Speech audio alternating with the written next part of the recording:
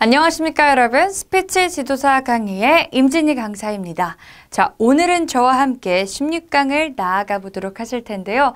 우리 벌써 4강까지밖에 남지가 않았습니다. 자, 지금까지 정말 열심히 달려와 주신 여러분들 저도 참 감사드리고요. 우리 1강에서 체크했었던 내가 좋은 강사가 될 수 있는지 체크했었던 그 체크리스트들 기억하시나요?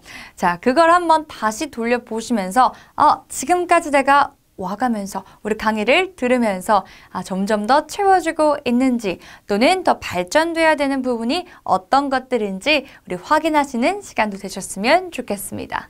자, 16강 오늘은 보이스 트레이닝 코치 발음과 속도 강조법에 대해서 한번 이야기 나눠보도록 하겠습니다. 자, 그래서 발음은 과연 내가 어떻게 코칭을 해야 하는지, 또 말이 너무 빠른 분들 또는 말이 조금은 지루하게 하시는 분들에게는 속도와 강조법을 어떻게 전달해야 되는지까지도 함께 강의로 나아가 보도록 하겠습니다. 자, 발음 코칭 한번 보도록 하실 텐데요. 자, 발음이 왜 중요할까요? 자, 여러분들이 생각하셨을 때 왜 발음 코칭을 해야 한다고 생각하시나요? 자, 우리가 정말 중요한 자리, 내가 정말 집중받는 자리에서 이미지적으로, 시각적 요소적으로는 너무 완벽해요. 멋진 드레스에, 멋진 정장에 사람들의 기대를 정말 한눈에 받고 있는데 이제 말씀을 하시려고 하는데 그래서, 어때서? 이렇게 발음이 세신다면 당연히 이제 집중도가 떨어질 수 있겠고, 또 제가 항상 강조드리는 스피치의 목적, 내가 원하고자 하는 바를 이루기 위해서는 내 앞에 있는 청중분들이 나에 대한 관심도, 또 집중, 몰입도, 신뢰도가 쌓이셔야 되는데, 자, 발음이 정확하지 않는다면 당연히 나에 대해서 집중도도 떨어지겠고요. 또 강의에 대한, 또한 내가 이제 앞에서 말하게 대한 스피치 내용에 대해서도 조금 호감도, 또 몰입도가 떨어질 수 있기 때문에 항상 정확한 발음과 정확한 보이스, 나만의 편안한 보이스를 구축해 주셔야 되겠습니다. 자, 그럼 이렇게 발음이 중요한데 정확한 발음을 내기 위해서는 어떻게 해야 하냐? 자, 우리가 앞에 강에서 배우고 오셨던 복식 호흡 꼭 해주셔야 되고요. 기억나시죠? 우리 뱃속에서 풍선이 있다고 생각하신 후에 호흡을 들이마시면서 배가 쑥 내밀어지시고, 또 호흡을 뱉으시면서 배가 쏙 들어갈 때 이렇게 말씀하시는 게 바로 복식 호흡이었습니다. 자, 그리고 정확한 입모양, 혀의 위치를 찾는 것이 가장 중요합니다. 또한 우리가 영어를 이제 말씀을 하실 때 L, R, P, F 하실 때는 내가 정확한 발음을 하기 위해서는 어떻게 치아를 해야 되고, 또 어떻게 혀의 위치, 나의 입모양이 어떻게 돼야 되는지 파닉스를 정말 열심히 공부하시는데, 한국어 같은 경우는 그래, 내가 그냥 해도 다 알아들을 수 있겠지라는 마음 때문에 나의 정말 혀의 위치, 또 입모양에 대해서 신경 쓰지 않는 분들이 많습니다. 하지만 정확한 우리 발음을 위해서는 입모양과 혀의 위치를 정확하게 해주셔야 되고요. 또 우리가 조음기관이라고 부를 수 있는 혀, 또 나의 이런 턱 모양들도 풀어주셔야지 정확하게 또 크게 발음을 해주실 수 있습니다. 그래서 저는 항상 이렇게 발음 코칭, 발음을 바로 들어가기 전에 입 풀기부터 시작을 하는데요. 입 푸는 방법들은 정말 많습니다. 그래서 먼저 혀를 이용하셔서 이렇게 소를 생각하시면서 한 바퀴를 돌리시는 거예요.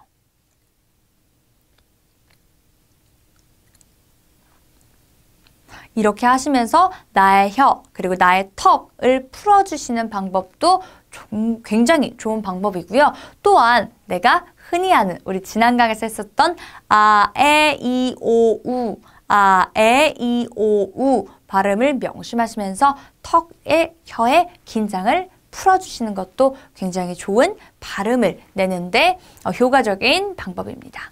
자, 이렇게 이제 우리의 혀, 또 입에 또 우리 턱에 대해서 긴장을 풀어주셨다면 다음은 모음 위주의 발음을 연습해 주시면 굉장히 좋은데요. 그 이유는 모음은 입모양을 움직여야 나오는 발음입니다. 그래서 정확한 발음을 할 수 있는 토대가 될 수 있습니다. 자, 저는 단모음과 이중모음을 나누어서 한번 연습을 해보도록 할 텐데요. 여기서 특징은 단모음 같은 경우는 우리 입술이 움직이지 않는다는 거. 하지만 이중모음 같은 경우는 우리 모음과 모음이 만나서 생기는 이중모음이기 때문에 입에 입술에 변화가 있다는 점까지 기억해 주시면 좋을 것 같습니다. 저랑 한 번씩 읽어보고 또 여러분들이 직접 한번 연습하는 시간까지 가져보도록 하겠습니다. 자, 단모음부터 한번 함께 읽어보도록 할게요. 아, 에, 어, 에, 오, 왜, 우, 의, 이.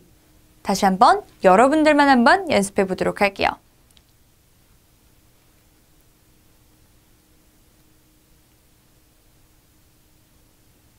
자, 연습해 보셨나요? 요거 연습하실 때 함께 발성까지, 복식 호흡까지 연습하시면 훨씬 더 효과적이실 것 같습니다. 자, 다음은 바로 이중모음입니다. 이중모음은 입에, 입술에 변화가 생기셔야 됩니다. 함께 읽어보도록 할게요. 야, 예, 여, 예, 와, 왜, 요, 워, 왜, 유, 의. 되셨나요? 자, 여러분들만 한번 연습해 보도록 하겠습니다. 요, 워, 왜, 유, 의. 되셨죠? 항상 우리 영어 발음만 신경 쓰지 마시고요. 한국어를 제대로 내가 원하는 대로 스피치의 목적을 이루기 위해서도 나의 정확한 입모양과 또 혀의 위치가 필수적이라는 거 알고 가셨으면 좋겠습니다. 자, 우리 지난 시간에 했던 모음 발음하기 다시 한번 수강생분들에게 우리 강조시켜 주시면서 이렇게 연습할 수 있는 아, 이, 우, 에, 오 로 연습을 해주시는 것도 굉장히 좋고요. 만약에 지난 시간에 내가 한번 우리 학생분들에게 이런 자료를 드렸다면 다음에 수업을 진행하실 때는 아, 이, 우, 에, 오로 시작하는 우리 수강생분들이 많이 쓰시는 단어들을 한번 찾아서 직접 내가 스피치에서 우리 배운 것들을 활용할 수 있도록 만들어주시는 것도 굉장히 효과적인 코칭 방법일 수 있겠습니다. 자, 우리가 진짜 많이 말하는 아, 이, 우, 에, 오 중에서 오늘은 하나 정도만 연습하고 가보도록 할 텐데요. 오늘은 한번 해보도록 하겠습니다. 오늘 이 자리에 참석해 주신 여러분 감사드립니다. 한번 이 멘트로 오에 강조 주시면서 연습만 해보고 뒷장으로 넘어가 보도록 하겠습니다. 한번 해보실게요. 오늘 이 자리에 참석해 주신 여러분 감사드립니다. 함께 해보실게요. 오늘 이 자리에 참석해 주신 여러분 감사드립니다. 되셨나요? 자, 꼭 이렇게는 하실 필요는 없겠지만요. 우리 모음을 활용해서 우리가 바로 스피치에 활용할 수 있는 단어들 또 문장들을 만들어 주신다면 학생분들은 훨씬 더 이 강의에 대한 만족도가 올라가시겠죠. 자, 다음은 바로 자음 발음하기입니다. 자음도 제가 연습하실 수 있도록 이렇게 나눠봤는데요. 가장 좋은 발음의 연습법은 실제적으로 많이 말해보는 것입니다. 함께 우리 말해보도록 하겠습니다. 우리 두 입술이 마주치면서 떼면서 나는 자음들 발음해보도록 할게요. 무, 뿌, 프. 여러분만 해보실게요. 무, 뿌, 프. 되셨나요? 자, with 잇몸과 혀 끝을 중심적으로 활용해야 되는 우리 자음들 발음해 보도록 하겠습니다. 느, 드, 뜨, 르, 스, 스, 트. 되셨나요? 내 혀 끝이 with 잇몸에 가 계신가요? 여러분들만 한번 해보도록 하겠습니다. 느,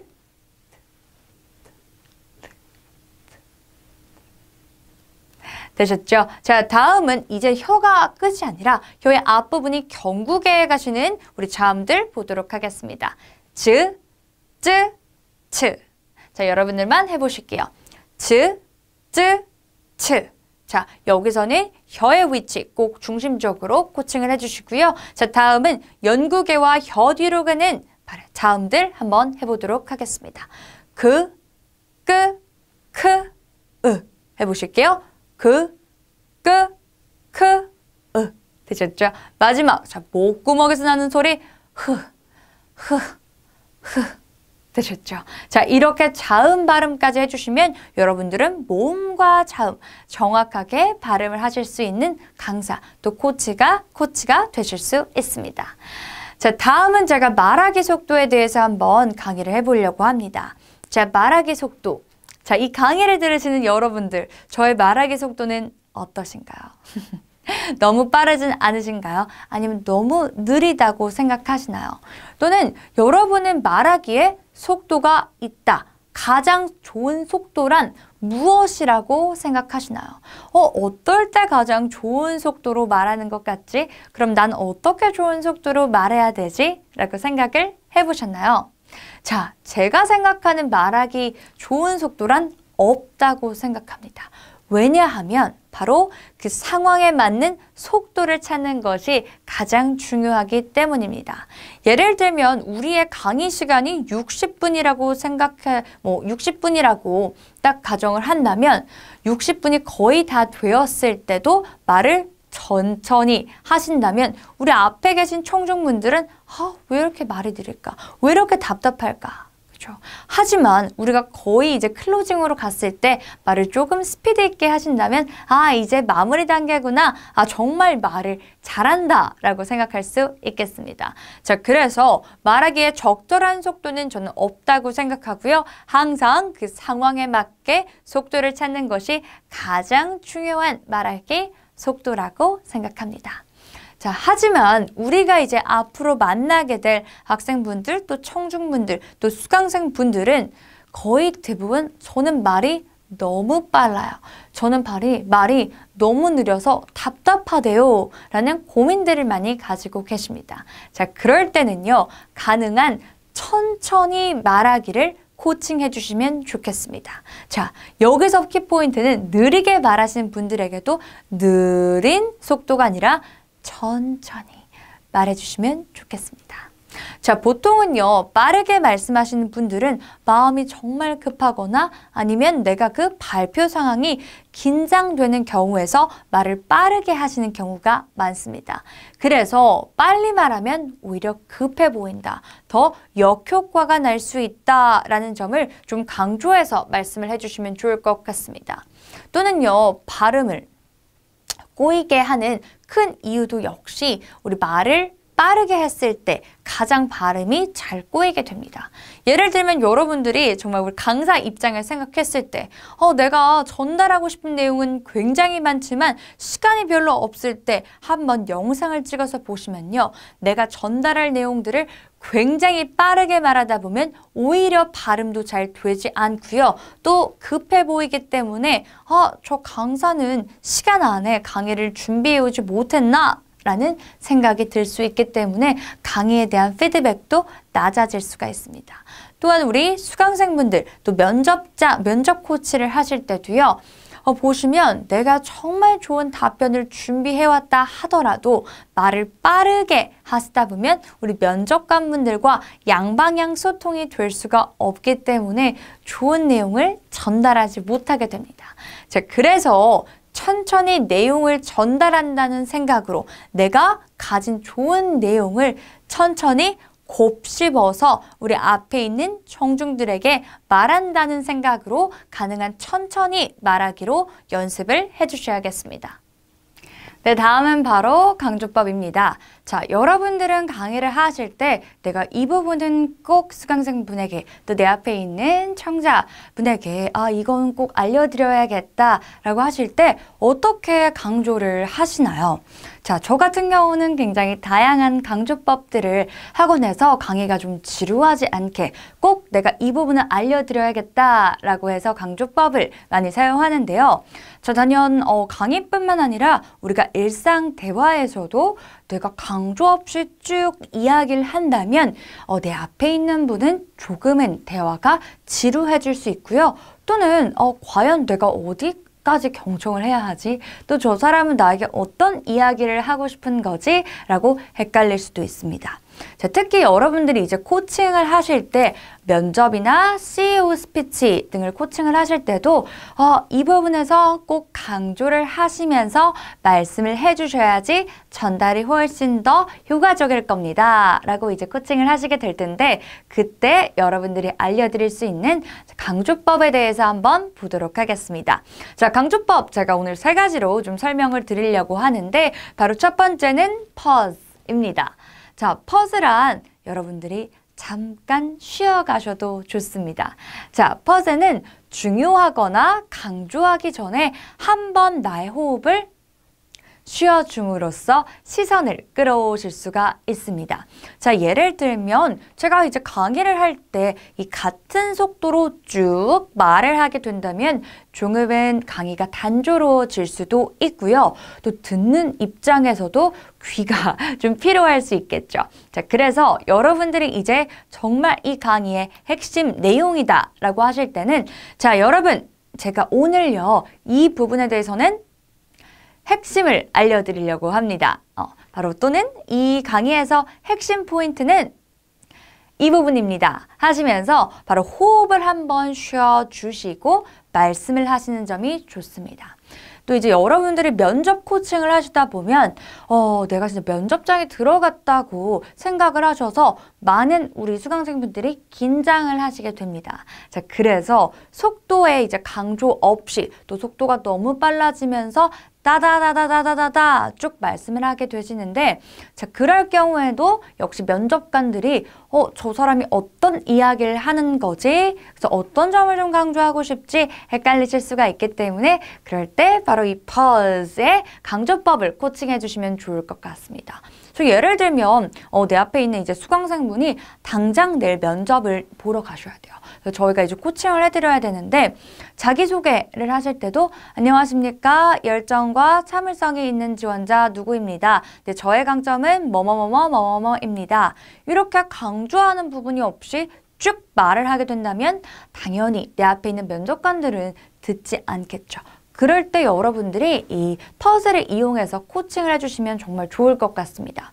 예를 들면 안녕하십니까? 한번 쉬어주세요. 저는 열정과 참을성이 있는 지원자 쉬고 임진입니다. 라고 이렇게 적당한 호흡을 주시면 바로 시선을 끌어올 수 있다는 거 꼭 기억을 해주시고 바로 다음 강조법은 명사와 대명사 강조입니다. 그래서 누가 무엇을 하였는지 또 무엇을 어떻게 하였는지가 항상 중요하겠죠.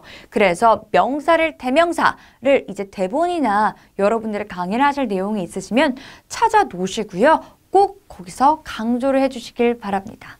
예를 들면 어떻게 찾아요? 하시는데 누가 바로 임진희 강사가 어디에서 강의실에서 강의를 한다라고 봤을 때 임진희 강사 또는 강의실에 이렇게 호흡을 주시거나 또는 강조를 해주신다면 훨씬 더 누가 어디에서가 잘 들릴 수 있겠죠. 그래서 명사와 대명사에서 찾아서 강조를 해주셔도 좋고요. 또 제가 가장 많이 쓰는 강조법 중 하나가 바로 살짝 크게 말하기입니다.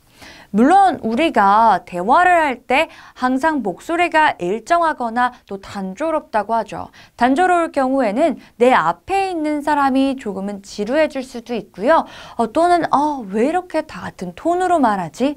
뭐가 중요하지? 헷갈릴 수 있기 때문에 내가 정말 강조하고 싶은 부분은 살짝 크게 말씀하셔도 좋고요. 또는 반대로 살짝 목소리를 낮춰서 말씀을 해주셔도 자, 듣는 사람들은 목소리 크기가 바뀌었네 또는 목소리 톤이 바뀌었네 라고 해서 시선을 끌어오실 수도 있습니다.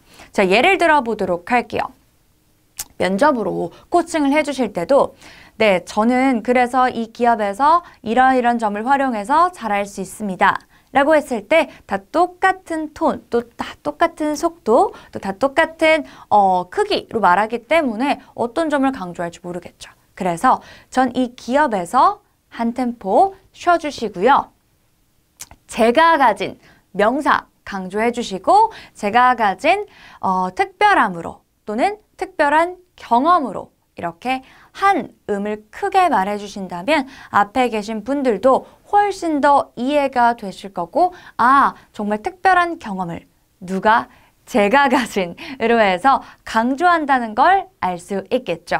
그래서 이 세 가지 강조법을 여러분들이 꼭 활용하셔서 내가 말하고자 하는 핵심 포인트를 전달하실 수 있으시면 좋겠습니다. 자, 그러면 어떻게 활용할 수 있는지 강조하기 말아요 좀 보도록 할 텐데, 자, 이런 글이 있을 때도 역시 여러분들이 그냥 미국 연방제도의 차기 의장 유력 후보인 로런스 서먼스 전 재무장관이 자진 사퇴 의사를 밝혔다고 월스트리트 저널 등 외신들이 현지 시간 15일 긴급 보도했습니다. 이렇게 쭉 말을 한다면 과연 어떤 내용이신지 잘 들어오시나요? 아니시겠죠? 자, 그래서 예를 다시 한번 들어드리면, 여러분들이 코칭하실 때나 또는 나는 좀 잘 강조하는 게 어려워요 하시는 분들은 여러분들이 직접 연습을 하셔도 굉장히 좋습니다. 그래서 항상 강조하실 때는 미국 연방제도의 차기 의장 유력 후보인 한호흡 잠깐 쉬어주시고, 누구요? 로런스 서머스 명사에서 강조를 해주셔도 좋겠죠. 전 재무장관이 그 다음에 중요하다고 생각하는 포인트를 한음 더 높게 자진 사퇴 의사를 밝혔다고 누가? 월스트리트 저널 등 외신들이 또 쉬어주시고 현지 시간 15일 긴급 보도했습니다. 라고 말씀을 해주실 수 있겠죠.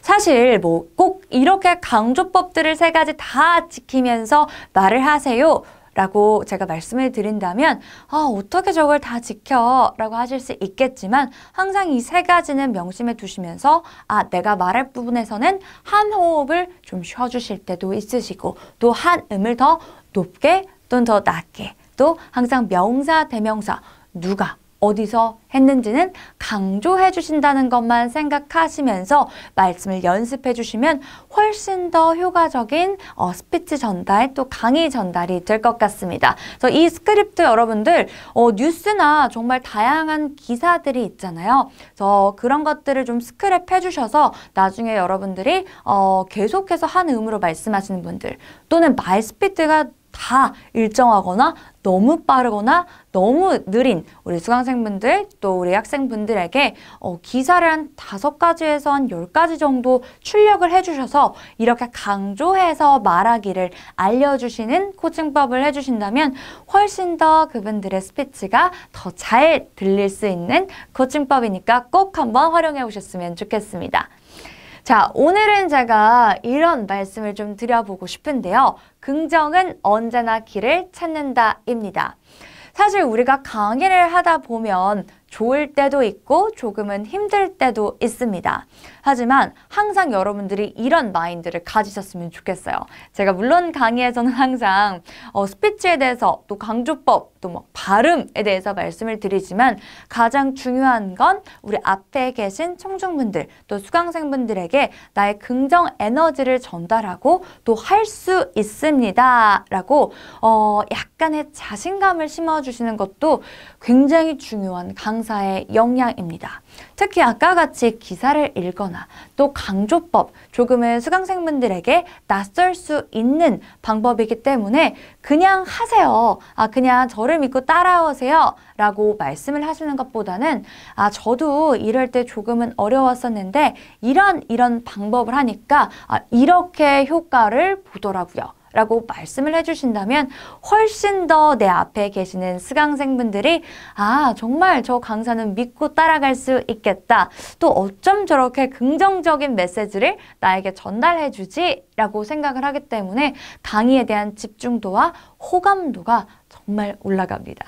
제가 직접 경험한 이야기이기 때문에 꼭 여러분들도 활용을 해보셨으면 좋겠고, 항상 우리 강의가 좀 힘들어도 또 내가 또 이런 것까지 해야 하나 라는 생각도 드실 때도 긍정은 언제나 길을 찾는다 라고 생각을 해주시면서 이번 강의도 다시 한번 복습을 해주셨으면 좋겠습니다. 자, 이번 강의도 여러분들 정말 수고하셨고요. 저는 또 다음 강의에서 여러분들 찾아뵙도록 하겠습니다. 감사합니다.